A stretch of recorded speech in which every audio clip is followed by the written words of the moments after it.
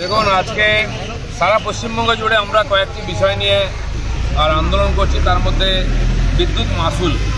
পশ্চিমবাংলা সবচেয়ে বেশি বিদ্যুতের বিল নেয়। আমরা মমতা ব্যানার্জি বা তার পার্টির স্লোগান শুনেছি, এগিয়ে বাংলা এগিয়ে বাংলা।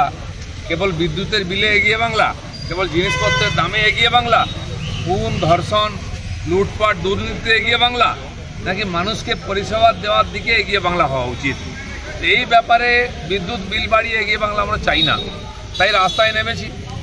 এর আগে আমরা গণতন্ত্র বাঁচাও নিয়েও বিভিন্ন জায়গায় আন্দোলন করেছি। আমি আসানসোলে গেছিলাম, তো গণতন্ত্রের গলা টিপে দিয়ে এখানে গণতন্ত্র নাই বলে দিল্লিতে চেঁচানো একটা ফ্যাশন তৈরি হয়েছে। গান্ধী মূর্তির নিচে বসে প্ল্যাকার্ড নিয়ে আন্দোলন করে তারা এমপিরা, আর এখানে পশ্চিমবাংলা এলে বিরোধী পার্টি সাধারণ মানুষের গণতান্ত্রিক অধিকার হরণ করা হয়। নির্বাচন হলে ভয় থাকি আমরা, নির্বাচনে নমিনেশন করতে দেওয়া হবে না, নমিনেশন হলে প্রচার করতে দেওয়া হবে না, প্রচার হলে ভোট দিতে দেওয়া হবে না, ভোট গুনতে দেওয়া হবে না। এই বিচিত্র গণতন্ত্র। আর তারপরে কর্পোরেশন একটা দুর্গাপুর, লক্ষ লক্ষ লোকের বাস, তারা পরিষেবা থেকে বঞ্চিত 2 বছর, কারণ এখানে নির্বাচনই হয়নি। এর আগে 1.5 বছর ধরে নির্বাচন বন্ধ করে রেখে বিধানসভার আগের নির্বাচন, বিধানসভার পরে করে ভোট লুট করে জেতা হলো। প্রায় 100-র বেশি, 120টা মিউনিসিপ্যালিটি কর্পোরেশন ঠিক একইভাবে লুটে নেওয়ার চেষ্টা চলছে। এত বড় দুর্গাপুর একটা কর্পোরেশন, সেখান থেকে মানুষ পরিষেবা থেকে বঞ্চিত। আমি আসছি, চারদিকে জল রাস্তার উপর দিয়ে যাচ্ছে, ড্রেনের ব্যবস্থা নেই, ড্রেন থাকলে পরিষ্কার নেই, আলো বাতি, রাস্তাঘাটের অবস্থা খারাপ, সমস্ত রোড খারাপ, আর সমস্ত হাইওয়ের উপরে চাপ পড়ছে, হাইওয়ে ভেঙে পুরো হয়ে যাচ্ছে। আমি বর্ধমানেতে 1 ঘন্টা দাঁড়িয়েছিলাম এখানে আসার আগে। এই পরিস্থিতি তৈরি হয়েছে। কিছু বললে দিল্লির দিকে হাত দেখানো হয়। আলুর দাম কেন বেড়ে 50 টাকার কাছে চলে যাচ্ছে সেটাও কি মোদিজি জানেন? সবজি, ঢেঁড়স, পেট্রোলের দাম এখানে যা, তার চাইতে অন্যান্য রাজ্যে 15 টাকা কম। কেন 100 টাকা পার হয়ে গেছে পেট্রোল এখানে? তার জন্য কেন মমতা ব্যানার্জি ট্যাক্স কম করছে না পশ্চিমবাংলার মানুষের দুঃখে? আনতে পারেন, চোখের জল গড়াবেন, কিন্তু ট্যাক্স কম করবেন না, পুরো পয়সা নেবেন।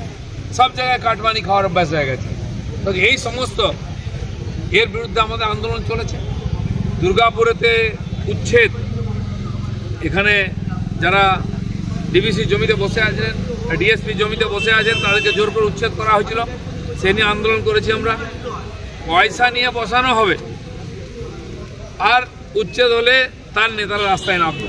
আপনারা দেখেছেন দীঘা রামনগরে, সেখানে যাদেরকে পয়সা নিয়ে টিএমসির নেতারা ওখানকার এমএলএ বসিয়েছিলেন, পার্টি তাদের উচ্ছেদ করছে, ফরেস্ট ডিপার্টমেন্টের জায়গা তারা উচ্ছেদ করছে, সেখানে মন্ত্রী চলে এসেছেন সামনে এবং মহিলা অফিসারকে যা নয় তা মুখে বলেছেন, তার জন্য তাকে পদত্যাগ করতে হয়েছে। কেন এই ধরনের পরিস্থিতি তৈরি হচ্ছে? সেখানে উচ্ছেদ করতে দেবেন না, যেখানে ওনারা টাকা নিয়ে লোককে বসিয়েছেন, জমি দিয়েছেন, জায়গা দিয়েছেন, দোকান করে দিয়েছেন। দীঘার মতো টুরিস্ট স্পট সমস্ত জায়গা দখল হয়ে যাচ্ছে, কারণ টিএমসির নেতারাই বসাচ্ছেন টাকা নিয়ে।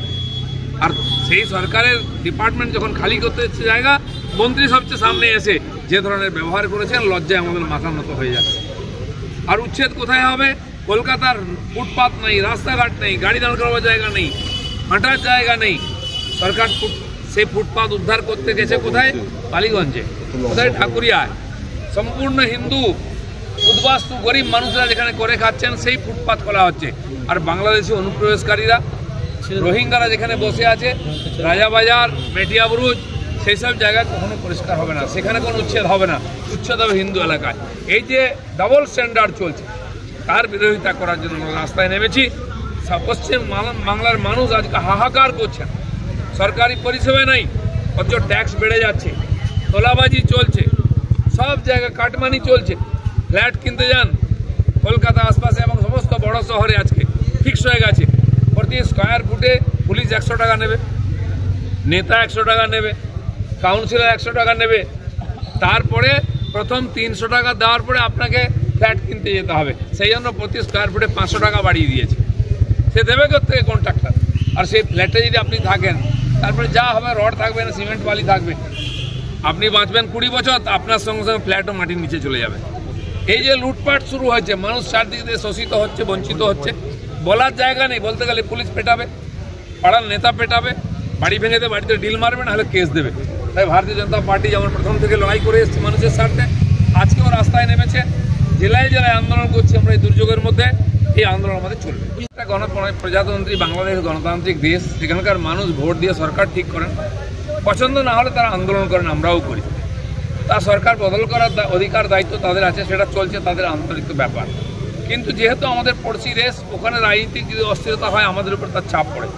বিশেষ করে গত 50-60 বছরের বা স্বাধীনতার পর থেকে 75 বছর দেখি আমরা, ইতিহাস বলছে বাংলাদেশে যে কোনো বিষয় নিয়ে আন্দোলন হোক, অশান্তি হোক, প্রথম ওখানকার সংখ্যালঘু হিন্দুদের উপরে আঘাত আসে। তাদের জমি বাড়ি সম্পত্তি, তাদের মা বোনের সম্মান নিয়ে টানাটানি হয়। এবারেও শুরু হয়ে গেছে, এবারে ব্যতিক্রম হয়নি। হিন্দু মন্দির ভাঙা হচ্ছে, মহিলাদের অত্যাচার করা হচ্ছে, হিন্দু নেতাকে হত্যা করা হয়েছে, হিন্দু সম্পত্তি নষ্ট করা হচ্ছে। আমরা আশা করব ওখানকার সেনা হাতে ক্ষমতা নিয়েছে, তারা আইন শৃঙ্খলা রক্ষা করবেন। ওখানকার হিন্দু সমাজ ভয়ের মধ্যে আছে। আমার সঙ্গে বহু লোকের কথা হয়েছে যারা পরিচিত আসেন, তারা ঘরবাড়ি বন্ধ করে আছেন, কিন্তু কখন কী হবে কেউ জানে না। আমি আশা করব ওখানকার হিন্দুরা যারা ওই দেশের স্বাধীনতার জন্য তাদের পূর্বপুরুষ প্রাণ দিয়েছেন,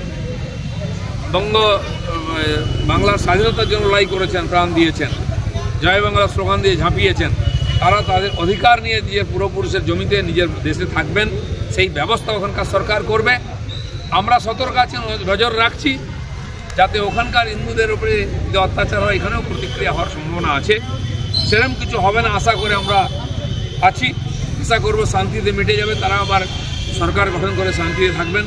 কিন্তু মজার ব্যাপার, ওখানে ছাত্র আন্দোলন শুরু হতেই এখানকার যে পার্টিগুলো স্টেটমেন্ট দিয়েছিল, মমতা ব্যানার্জি প্রথমেই বলেছিলেন যদি চলে আসেন আমরা জায়গা দেবো। আজ উনি কী বলছেন, কেউ কিচ্ছু বলবেন না।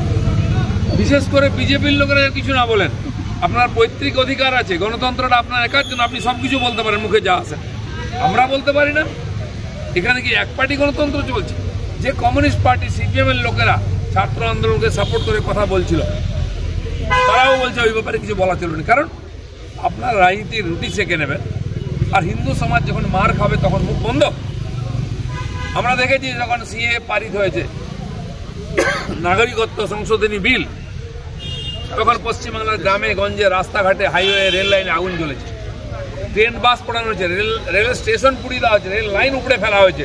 মমতা ব্যানার্জি চুপ ছিলেন, কারণ তার ভোটাররা, তার নেতারা, সেই রোহিঙ্গারা, অনুপ্রবেশকারীরা এখানে লুঙ্গি পরে দাপিয়ে বেরিয়েছে, কোন খারাপই করেছে, আগুন জ্বালিয়েছে। তখন তিনি চুপ ছিলেন।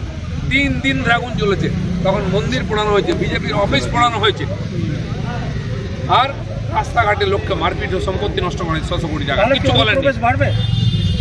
আমরা চাইব তিনি তার এই রাজ্যের সীমাকে সুরক্ষিত করুন পুলিশকে দিয়ে, কেবল বিএসএফ এর উপর ছেড়ে দিয়ে কাটমানি নিয়ে অনুপ্রবেশকারী ঢোকাবেন, গরু পাচার করবেন, সোনা পাচার করবেন, সেগুলো বন্ধ হওয়ার দরকার আছে। নাহলে এখানকার হিন্দু সমাজও তার রিয়েকশন দেবে।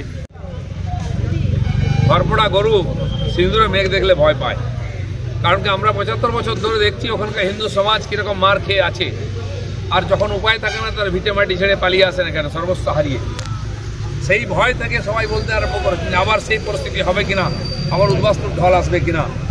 কিন্তু আমরাও সতর্ক আছি। ভারতবর্ষ সরকার পাল্টেছে, আমাদের সরকারও যথেষ্ট শক্তিশালী আছে, সারা দুনিয়াতে আমাদের কথা শোনে লোকেরা। যদি বাংলাদেশে অত্যাচার অনিবার হয়, আমি একসময় কলকাতাতে মিছিল বার করেছিলাম ওখানে হিন্দু সমাজের রক্ষার জন্য। বলেছিলাম আমরা সমঝোতা এক্সপ্রেস বন্ধ করে দেবো আর মৈত্রী এক্সপ্রেস বন্ধ করে দেবো, কারণ এখান থেকে চাল, ডাল, তেল, নুন, কাপড়, সার, গয়না, গরু না গেলে ওখানকার জীবন চলে না। সব নেওয়ার পরে ওখানকার হিন্দু সমাজ যারা পূর্বপুরুষ থেকে ওই দেশের স্বাধীনতার জন্য লড়াই করেছেন, তাদের উপর অত্যাচার করা নিরীহ হিন্দুদের উপরে, এই ফ্যাশনটা বন্ধ হওয়ার দরকার আছে। আমরা নজর রাখি।